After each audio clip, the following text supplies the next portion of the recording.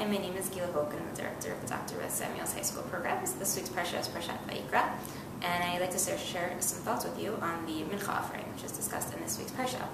The Torah tells us, after describing the service of the Mincha, the Torah tells us, Kol Mincha she'takrivu l'Hashem lo taseh chametz, ki kol sa'or v'chol dvash lo taktiru mimenu isha l'Hashem. All Mincha offerings may not be chametz, they can't be leavened bread, they cannot include sa'or, and they cannot include as well dvash, honey. The Torah then continues and says, "V'chol korban minchatecha b'melach timlach," that although the mincha cannot include either honey or leaven, it must include salt.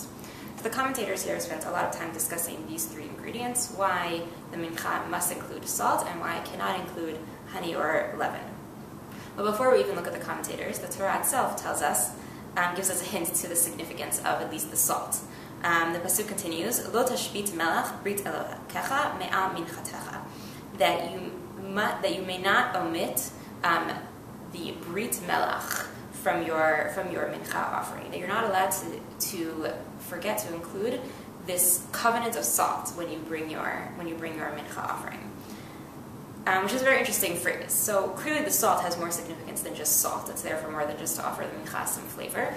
It's there to represent some type of covenant that we have with God, some type of promise that God made to us, and that we are giving testament to by adding salt to our mincha.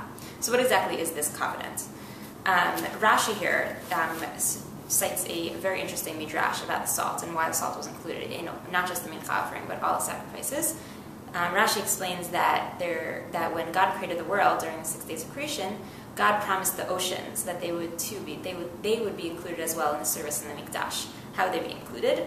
They would their salt, the salt of the oceans, would be included in all the sacrifices, and the water would be sprinkled once a year during the Nisuch HaMayim service on the Mizbeach.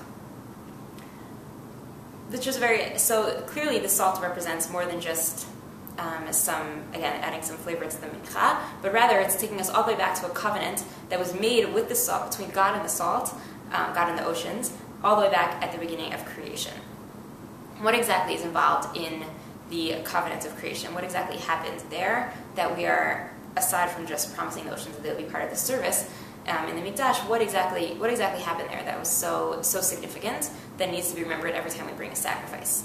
So the Rekanti, a medieval commentator, writes that the purpose of the korbanot is to himbaim l'ratzon l'shem hanichbad lashlim eleinu kol hamidot, that the purpose of the sacrifices is to fulfill the will of God and to recognize all of God's attributes in the world, everything that God does for us in this world. What exactly does that mean? The Rekanti continues and explains Shamar bebriat haolam shitev midat harachamim imidat hadin uvar'o, that when God created the world in such a way to balance between midat hadin and midat harachamim, the attribute of justice and attribute of mercy.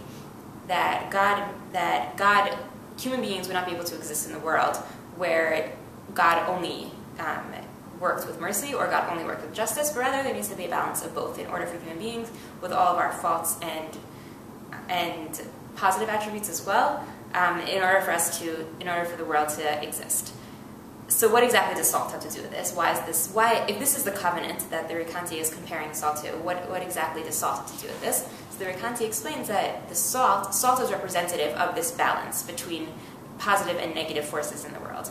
That on the two extreme ends, we have the two things that are not included in the mincha. We have the honey and we have the leaven, where the leaven represents all the sourness in the world, such as all things which allow bread to rise have sourness to them, whereas the honey represents the sweetness in the world and all the extreme goodness in the world.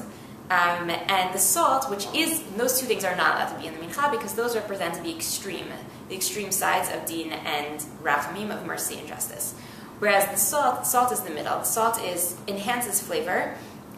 Salt is something that's eternal. It's a preservative. It's something that's everlasting. Whereas salt also keeps things from growing. It also has negative sides to it, and therefore it represents this middle ground between din and rachamim. So the Rekanti is saying, in very few words, is giving a very profound idea that what is the idea behind the sprinkling of the salt in the mincha as well as other sacrifices?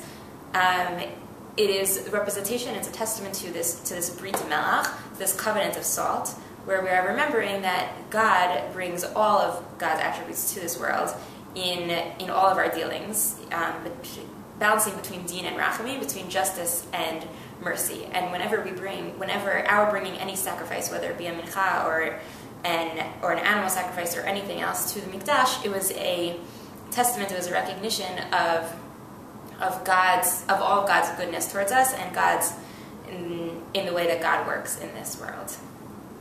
Shabbat Shalom.